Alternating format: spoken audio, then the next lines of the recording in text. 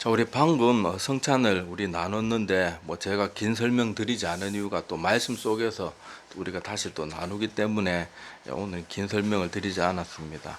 자, 우리 먼저 떡을 먼저 실제로 빵이죠. 그렇게 나눴는데, 자, 그건 뭘 의미한다 그랬습니까? 주님의 몸을 의미하는 것이고, 주님께서 우리가 알다시피 십자가에 달려 돌아가시기 전부터, 달리시기 전부터 우리 때문에 그 로마 병정들의 그 잔인한 채찍, 그 제가 여러 번 설명드렸죠. 그 로마 시대 때 그 십자가형을 그렇게 하는 그런 죄수들은 그냥 채찍이 아니고 그 가죽 끈들 끝에 이 철편이나 뼈 조각 같은 게 달려있는 아주 잔인한 그런 채찍이어서 한 번 맞으면 살이 찢어지는 건 둘째고, 심지어는 이렇게 역사의 기록에 보면은 너무 심하게 맞으면 이 배가 찢겨가지고 좀 상스러운 말이지만 이 내장이 다 쏟아져 그런 기록도 남아 있을 정도로 아주 끔찍한 그런 채찍질이었습니다. 그러니까 우리가 떡을 먹을 때마다 기억해야 될 것이 뭔가 하면, 주님께서 우리 죄 때문에 주님께서 채찍을 맞으셨고, 우리 아까 이사야에서 말씀과 같이 그가 채찍에 맞음으로 우리가 나음을 입었도다, 그 말씀이 있는 것처럼 우리는 주님의 그 희생 때문에 우리의 죄가 용서받고 치유될 수 있었다는 것을 그 떡을 나눌 때마다 기억해야 되고, 또 포도주는 뭘 기념하는 겁니까? 예수님의 십자가에서 흘리신 그 보혈의 피. 그리고 구약 성경에도 보면 나오듯이 하나님께서 구약 백성들에게 계속 뭘 가르쳤어요? 제사법을 통해 가지고 사람이 죄를 지으면은 반드시 무엇인가 그 대가를 치러야 되고, 그 대표적인 예가 짐승들이 아무 죄도 없는 짐승이잖아요. 그 짐승들이 우리 죄 때문에 죽는 거예요. 제단에서 죽어가지고 그 제사장들이 짐승을 잡아서 어떻게 했습니까? 피를 다 쏟잖아요.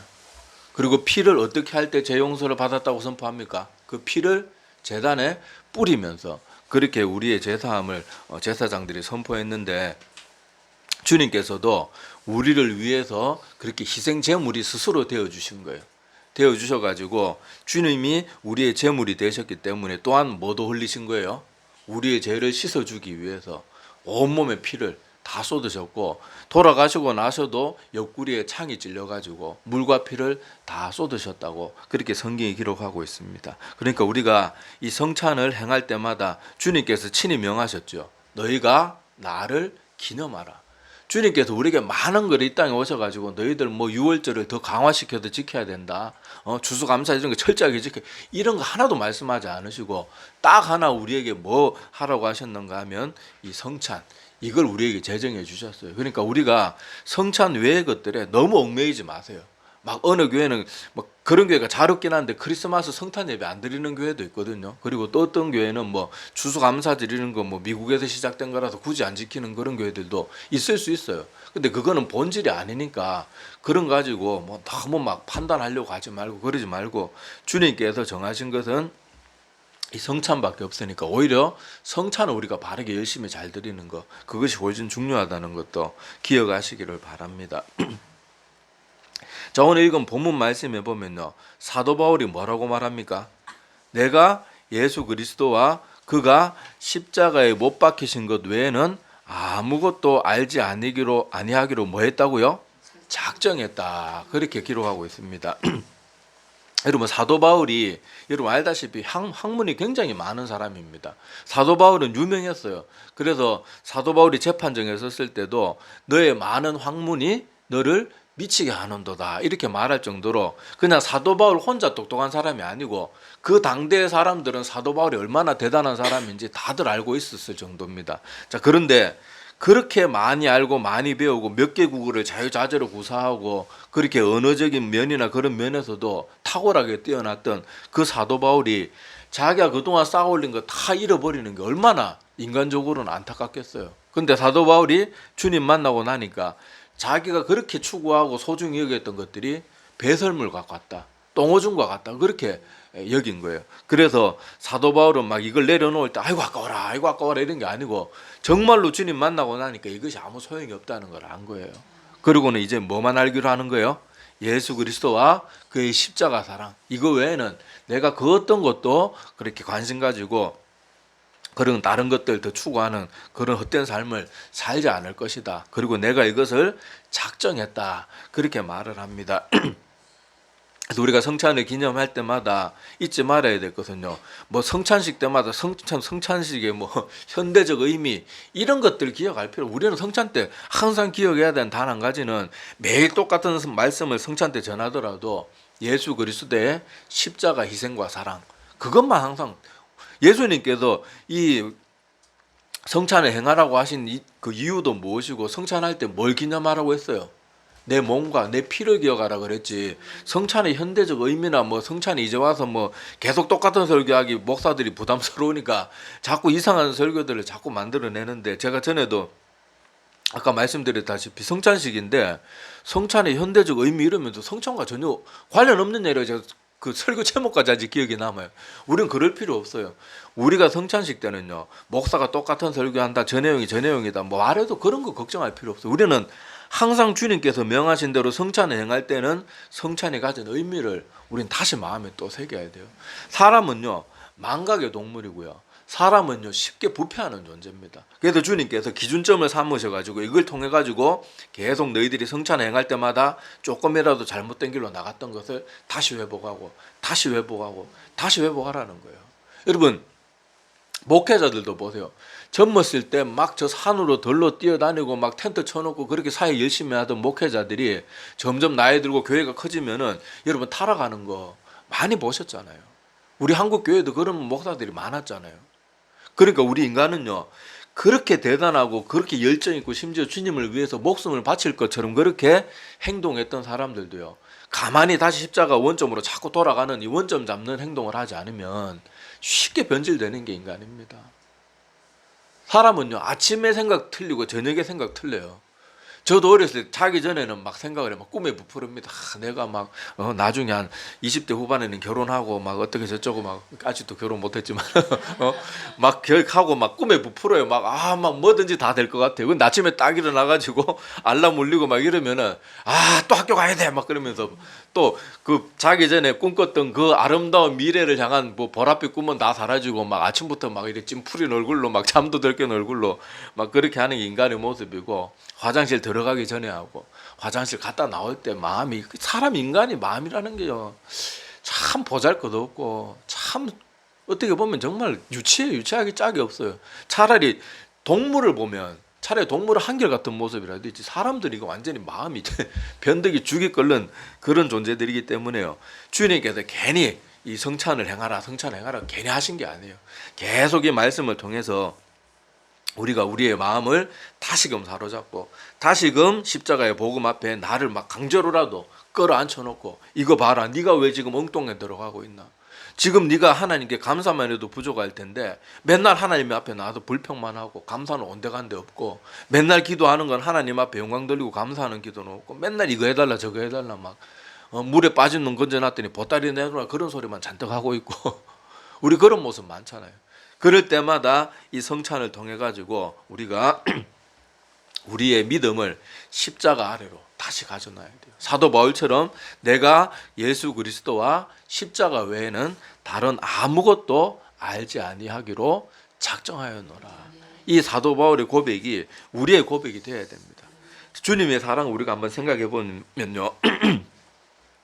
주님께서는 우리가 아직 죄인 되었을 때 아무 조건 없이 우리를 먼저 사랑해 주셨어요. 우리가 하나님 앞에 구원받을 만한 아주 착한 일을 많이 해서 구원받은 사람이 지구상에 아무도 없습니다. 아무도 주님이 보시기에 만족할 만한 선을 행할 수 있는 존재가 이 지구상에는 없어요. 그럼에도 불구하고 하나님께서는 우리 인간을 구원하셔가지고 자기 백성을 삼으셨어요. 그리고 우리 인간은요, 우리는 자꾸 하나님한테 뭐 이거 해주세요, 저거 해주세요. 뭐 물론 그런 기도가 잘못됐다는 건 아니지만은 그것만이 하나님을 찾는 목적이면 잘못된 거예요. 우리가 하나님을 위해서 지음을 받았지 하나님이 우리를 위해서 존재하는 분이 아니란 말이에요. 이사야 43장 21절 그 주부에 찾아놨죠. 우리 한번 같이 읽어봅시다.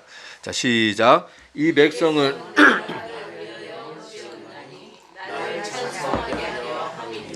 아멘.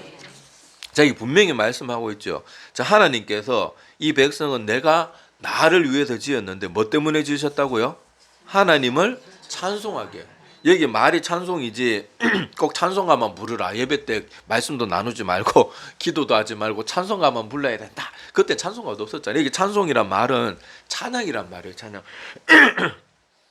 그러니까 찬양의 뜻은 뭡니까? 우리 자꾸 찬송 찬양 그러면 자꾸 멜로디 있는 이것만 생각하는데 원래 넓은 의미로는 무언가를 높일 때 찬양한다 그래요. 그래서 저 북한 사람들 막 김일성 주석을 찬양한다 그런데 그 찬송가 부르는 게 아니잖아요. 그러니까 우리가 이 땅에 지음받은 이유는요, 우리의 창조주이신 하나님을 높이기 위해서, 항상 영광 돌리기 위해서 그렇게 우리가 지음을 받은 존재라는 것을 항상 기억해야 됩니다. 그리고 로마서 5장 8절에 보면요 나오죠. 자, 이것도 같이 읽어보겠습니다. 우리가 아직 죄인 되었을 때 그리스도께서 우리를 위하여 죽으심으로 하나님께서 우리에 대한 자기의 사랑을 확정하셨느니라. 자, 아멘. 아까도 제가 말씀드린 것처럼, 자, 우리가 여전히 죄 가운데 있을 때 하나님께서 우리가 무슨 기특한 일을 해서 구원해 주신 게 아니고, 자, 봐라, 너희들이 죄인이지만 내가 너희들을 위해서 아낌없이 내 목숨도 내어주겠다. 그렇게 먼저 사랑을 우리에게 보여주셨다고 말합니다. 그래서 뭘 증거하셨대요? 자기의 사랑을 확정이에요. 확정. 자꾸 많은 사람들에게 사랑을 확정했다, 내가 마음을 정했다 이렇게 알고 있는 게 아니고, 여기 정자가 아래 정자잖아요. 확정, 확실하게 증명해 보이셨단 말이지, 내 마음을 확정했다, 내 마음을 확실히 정했다는 뜻이 아니고, 이미 우리가 죄인 되었을 때 십자가에서 대신 죽어주시는 그 사랑을 통해서 하나님이 우리를 얼마나 사랑하시는지 확실한 증거로 보여주셨다는 거예요. 우리가 뭐였을 때요? 죄인 되었을 때. 우리가 구원받을 만한 사람에게만 이렇게 해주신 게 아니고, 우리가 여전히 죄가 많고 악한 존재들임에도 불구하고 하나님께서는 우리를 먼저 사랑하시고 죽어주시면서까지 우리를 그렇게 사랑해 주신 것을 확실하게 증명해 보이셨다고 말합니다. 그리고 예수님께서 이 땅에 오셨을 때도 그 천사가 나타나서 뭐라고 말했는가 하면, 자, 마태복음 1장 21절. 자, 이것도 한번 같이 읽어봅시다. 자, 아들을, 거기 없습니까? 자, 제가 읽어드릴게요. 자, 아들을 낳으리니 이름을 예수라 하라. 이는 그가 자기 백성을 그들의 죄에서 구원할 자이심이라 하니라. 아멘. 자, 여기서도 예수님께서 이 땅에 오신 목적이 자기 백성들을 그들의 죄에서, 인간들 스스로 지은 자기들의 죄에서 구속해 주시기 위해서 이 땅에 인간의 몸을 입고 오신 것이고, 우리 얼마 전에 성탄절 예배 때도 뭘 기념하는 날이라 그랬어요? 주님의 생일을 축하하는 날이 아니에요. 주님의 생일을 아무도 모릅니다. 주님이 이 땅에 오심을 우리가 감사함으로 기뻐해서 영광 돌리는 날이 바로 성탄절입니다. 자, 여기서도 나오듯이 예수님은 우리를 우리의 죄에서 구원하기 위해서 이 땅에 오셨고, 그 방법이 무엇인가 하면은 우리를 위해서 십자가에서 인류의 모든 죄를 대신 짊어지고 십자가에서 가장 잔인한 방법으로 그렇게 우리를 위해서 대신 죽어주신 거예요. 그리고 주님께서 그냥 좀 막 멋있게 죽으신 것도 아니고, 십자가는 사실 가장 치욕스럽고 가장 고통스럽고 가장 하여튼 인류 역사상 이 십자가형만큼 고통스러운 죽음이 없고 치욕스러운 죽음이 없을 정도로 가장 끔찍하고, 또 죽여도 어떻게 죽입니까? 아주 높은 그런 나무 위에 매달아 가지고 그렇게 죽이잖아요. 굳이 또 나무 위에 매달린 이유도 이것도 전에도 한번 제가 설명드렸지만은 신명기 21장에 보면 나오지만은, 나무에 달린 자는 어떤 자라고 성경이 기록하고 있어요? 저주받은 자라 그렇게 기록하고 있는데, 자, 원래 저주는 누가 받아야 됩니까? 저주 받을 만한 사람, 죄를 지은 사람이 저주를 받아야 되는데, 아무 죄도 없는 주님께서 우리가 받아야, 우리 죄 때문에 우리가 받아야 될 저주를 주님께서 나무 십자가, 여러분 영화 같은 거 많이 보셨죠? 십자가가 이렇게 야트막하고 사람 키만한 게 아니에요. 굉장히 높습니다. 그래가지고 저 영화들마다 조금 틀리긴 한데, 고증을 잘한 그런 그 예수님에 관한 영화들 보면요, 예수님이 가로 그 십자가만 지고 나머지 높은 십자가는 그 병사들이 따로 세워놓고 있잖아요. 그래 박아가지고 이렇게 막 줄로 당겨서 세우잖아요. 그만큼 높이 매달았습니다. 왜냐하면 십자가형을 처하는 이유가 많은 사람들이 너희들이 로마 제국에게 반역하면 이 꼴이 된다. 그걸 보여주려고 그렇게 한 거거든요. 그러니까 아주 높은 나무에 매달았어요. 그러니까 주님께서 발가벗겨져 가지고 얼마나 치욕스럽습니까? 하나님의 아들이신 그 거룩한 분이 발가벗겨져 가지고 가리지도 못하잖아요. 가리지도 못하게 손발을 다 못을 박아 가지고 죽을 때까지 매달아 놓는 거, 이게 얼마나 고통스럽고 끔찍한 일이에요. 그런데 주님께서 그것을 누구를 위해서, 자기 자신을 위해서 그런 게 아니, 주님은 그런 고통을 당할 만한, 이런 치욕을 당할 만한 일을 하신 분도 아니고 그런 일을 할 수도 없는 분이에요. 그런데 이 모든 것이 누구를 위해서? 우리를 위해서, 죄인된 우리를 위해서 주님께서 이 모든 것들을 감당하셨다는 것을 우리가 이렇게 성찬을 행할 때마다 항상 다시 마음에 새겨야 됩니다. 인간은요, 쉽게 부패합니다. 쉽게 부패하고 쉽게 변질되고, 아무리 위대한 목회자들도 지금 변질되어 있는 수많은 목회자들 보세요. 막 WCC 앞장서고 막 정광훈 같은 사람들 보고 하란 말이에요. 정신 못 차리는 사람들이 참 많습니다. 인간이 계속해서 하나님께서 주신 그 말씀의 기준점으로 자기를 자꾸 맞추지 않으면요, 그 사람이 엉망이 되는 거예요.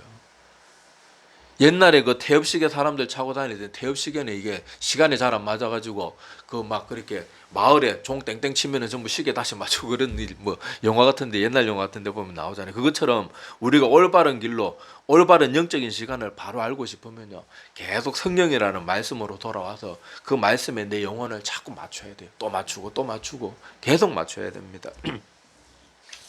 자, 그래서 오늘 이 사도 바울이 가졌던 이 마음, 오직 예수 그리스도와 십자가 외에는 내가 다른 어떤 것도 알지 아니하기로 작정하였노라. 이것을 여러분들이 마음에 꼭 새기시기를 바랍니다. 지금 많은 현대의 그리스도인들이 십자가의 기반 위에 믿음을 세우지 않고 자꾸 엉뚱한 것들에 그렇게 신앙의 여러 가지들을 세우다가 보니까 사람들이 쉽게 변질됩니다.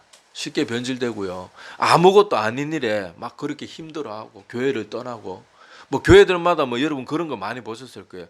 교회 임직식 한번 하고 나면은 거기 후보 됐다가 떨어진 사람들 교회 막 떠나고, 이런 일들이 아마 교회마다 없는 교회가 없을 거예요. 제가 다녔던 교회들도 임직식 할 때마다 그런 가정들이 꼭 몇 가정씩 나타나고요. 그리고 제가 뭐 자주 말씀드리지만은 새벽기도도 뭐 새벽기도 안 나온다고 구원 못 받고, 뭐 새벽기도 나온다고 신앙 좋고 그런 건 아니에요. 그런데 이상하게 새벽기도가 목사님이 설교할 때는, 담임 목사가 설교할 때는 막 사람들이 많고, 부목사나 담임 목사님이 자리 비우고 뭐 해외 출타 뭐 한 1, 2주 출타하면은 갑자기 성도가 확 줄고, 이런 것들은요, 이 신앙의 기초가 하나님 가운데 서 있지 않고 엉뚱한 것에 분명히 서 있으니까 이런 현상들이 나타나는 거예요. 신앙생활 하다가 조금 자기 사업 잘 안 풀리고 뭐 자기 자녀가 대학에 떨어지고 이러면 또 시험 들어가지고, 아유 나 막 이렇게 기도했는데 나 뭐 하나님 못 믿겠다. 그런 사람들은 신앙의 기초가 그리스도의 십자가 복음 위에 세워진 게 아니고 지금 뭔가 잘못된 거, 자기 복, 자기 욕심, 욕망, 이런 것들, 자기는 분명히 입으로는 매일 예수님 십자가 뭐 이런 말들을 하지만요, 가만히 철저하게 따져보면 그 사람들의 신앙의 그 기초는요, 십자가가 아니에요. 욕망, 자기 과시, 뭐 이런 것들. 그래서 교회 봉사할 때도 보면요, 사람들이 다른 사람들 눈에 많이 띄는 막 성가대 지휘, 뭐 아니면 찬양팀, 뭐 찬양단이나 뭐 이런 것들은 막 서로 하려고 맨날 싸우고요. 청소하는 데는 맨날 사람 없어가지고 부교육자들이 가가지고 맨날 청소 다 해야 되고, 청소하자 그러면 사람 잘 안 오잖아요. 막 1000명이 되는 교회도 청소하자, 뭐 오늘 교회 대청소하는 날입니다 이러면 물론 교회 분위기마다 좀 틀리긴 한데, 막 사람이 그렇게 많은 교회인데도 겨우 뭐 열 몇 명, 뭐 많아봐야 20, 30명 모여가지고 그러고 하고, 물론 뭐 회사 바쁘고 그런 건 알지만은 그거 감안해도 모일 수 있는 사람이 천지인데, 찬양팀은 맨날 그렇게 막 몇 팀, 이불로 목사님들이, 지혜로운 목사님들은 싸우지 말라고 찬양팀도 여러 개 만들어서 여러 명이 봉사할 수 있게 하는데도 그래도 싸우고 있어요. 이런 모든 것들을 가만히 보면요, 우리가 뭔가 나도 모르는 사이에 뭔가 잘못된 신앙이 기반이 되어가고 있는 거, 아니면 내가 처음에는 올바르게 시작했는데 아까도 말씀드렸다시피 인간은 쉽게 변질되고 쉽게 잊어버리고 망각하는 존재라 가지고 무언가 하나님의 첫사랑도 잊어버리고 복음의 핵심도 잊어버리고 뭔가 자꾸 잊어버리고 변질돼서 그런 모습이 될 수 있다는 거 꼭 기억하시기를 바랍니다. 그래서 우리도 오늘 말씀과 같이 신앙생활을 하는 동안 나는 정말로 십자가 그 복음 외에는 다른 것들의 마음을 빼앗기지 않겠다. 이것으로 다시 내 마음을 돌리고 그렇게 해서 행여 내가 첫사랑 잃어버리고 잘못된 길로 가고 있거나 부족한 모습이 있다면 또 이 말씀을 통해서 다시 회복되어지고 원점을 회복하는 우리들이 다 되기를 간절히 소망합니다. 예, 기도드리겠습니다.